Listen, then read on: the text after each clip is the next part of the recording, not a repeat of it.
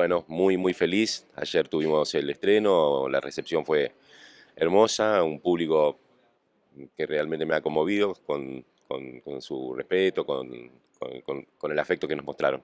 Muy feliz. Bueno, lo que me gustaba del personaje era primero que iba a tener que atravesar una instancia de duelo, la muerte de su mentor, y de alguna manera de esa imagen paternal, él tiene una relación afectiva con él, ¿no?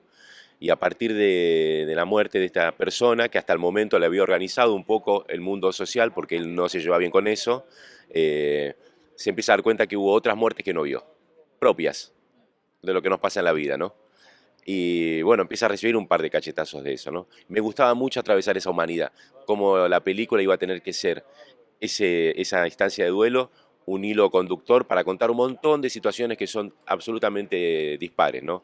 En la casa de la mujer de mucho dinero que lo contrata porque el sueldo no le alcanza, las clases que va a dar a una escuela con alumnos adultos en un barrio más carenciado, la universidad, bueno, todo en un desafío actoral muy interesante.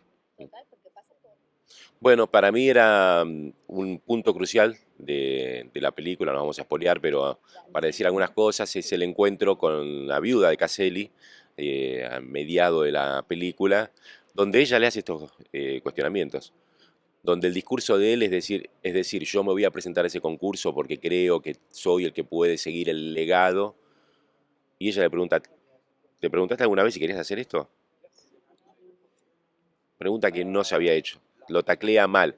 Y después recibe un cuaderno, que es el cuaderno que estaba de lo último que estaba escribiendo Caselli.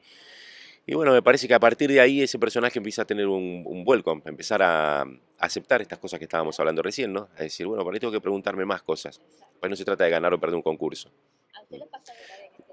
Yo tengo como creo que la mayoría de las personas que tienen la suerte de tener un llamado de la vocación, como creo que estos profesores lo tienen también, aman dar clases, tengo esa suerte en mi trabajo.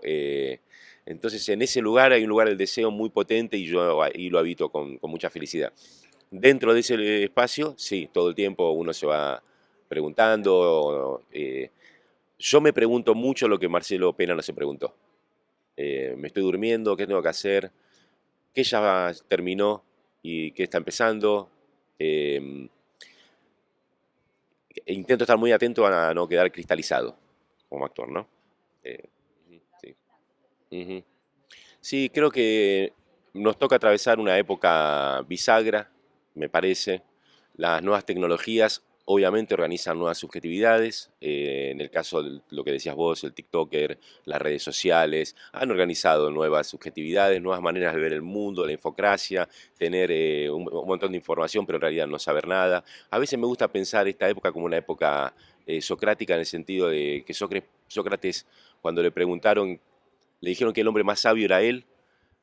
Dijo, pero no, no puede ser, hay un montón de hombres sabios acá en la polis. Y se fue a hablar con toda la gente y se dio cuenta que era el sabio porque el único que sabía que no sabía. Y me parece que nosotros no tenemos conciencia de nuestra ignorancia, que no es un problema, la ignorancia en sí. Me parece que el problema es no tener conciencia de ello. Entonces es una época de mucho discurso, poco contenido, mucho... Y no sé si somos conscientes de eso. Y me parece que ahí hay un gran problema. Y por otro lado, me parece que estamos respondiendo a preguntas que son viejas con respuestas viejas. Me parece que es una época en ese sentido de una crisis muy grande, pero a la vez nos invita a un acto de creatividad y de discusión y de debate para que todo esto pueda dar la vuelta, para que la educación tenga el lugar que tiene que tener también, obviamente, pero indudablemente no solo quedó afuera la educación como, o va quedando fuera de lo social, la educación eh, como proyecto de una institución, sino que su contenido empieza a estar extrañado también, me parece. Me parece que no reflexionamos mucho sobre eso. Los chicos que han nacido con los celulares en la mano son otros chicos y bueno, el mundo es otro. Los problemas son los mismos, ahí tenemos el lío, ¿no? Sí, sí, sí, sí. Sí, creo que nosotros en Sudamérica, creo que en Sudamérica sobre todo, nos hemos acostumbrado a esa precariedad. Y en Argentina nos hemos acostumbrado a la crisis, a la precariedad, es algo como pareciera que es de nuestro ADN y que no podemos terminar de resolver. Es un punto nodal al cual estamos no invitados sino obligados a resolver. En el caso particular de la Argentina, porque yo no sé si aguantamos una rueda más de crisis como la que estamos volviendo a tener ahora. En esas ruedas de crisis o círculos, lo que es la educación, lo que es la salud, todo lo que es lo público, sufre un golpe tremendo.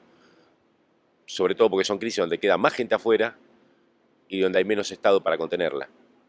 Eh, entonces, bueno, yo no tengo la respuesta porque no soy político, pero creo que la problemática está ahí, ¿no? Bueno, en principio trabajar con Leo fue un placer enorme. Leo es un pedazo importante. Cuando digo un pedazo, lo digo en el sentido grande del cine argentino. Así que para mí fue un honor enorme trabajar con él y que se haya sumado al proyecto. Nos llevamos muy bien trabajando, trabajamos mucho con los directores, ensayamos, porque como vos bien decís, es un guión escrito, lo que se dice está pensado 1.000.000 de veces, y por ahí a la hora de los ensayos lo replanteábamos y se lo reescribían, y también tuvimos que trabajar mucho con profesores de filosofía, ir a ver clases que nos ayudaran a las clases que íbamos a dar nosotros. A mí en particular me gustaba no quedarnos dormidos en la convención de espectador película, que como ve que un actor se nombra que es profesor de filosofía, bueno, ya está, no importa, pues si lo hace bien o es un actor. Nos interesaba que nos metamos en el trabajo actoral de entrar al mundo de una clase de filosofía y bueno, para eso nos acercamos mucho a profesores que nos dieron una mano enorme. Nos explicaron lo que teníamos que explicar, ¿no? Que sea verídico, así Sí, nos sí, ayudaron. sí. Mirá, yo, a diferencia de Marcelo Pena, no tuve el mentor que me marcó toda mi vida, pero sí eh, he tenido una situación un poco más nómada en mi aprendizaje y en cada época lo he tenido con algunos compañeros o con algún grupo específico de estudio, o con algún docente o con algún director, pero eso siempre se va moviendo, no te podría decir uno o dos, sino que se va moviendo en función a las instancias de trabajo y aprendizaje que está uno en cada momento, ¿no? No, pero creo que es fundamental. Sí, sí, totalmente. To- Pienso mucho, como te decía al principio, tratar de no quedar cristalizado, entonces estoy en bastante movimiento, preguntándome, cuestionándome a mí mismo, yendo a volver a entrenar, a tomar clases, lo que sea.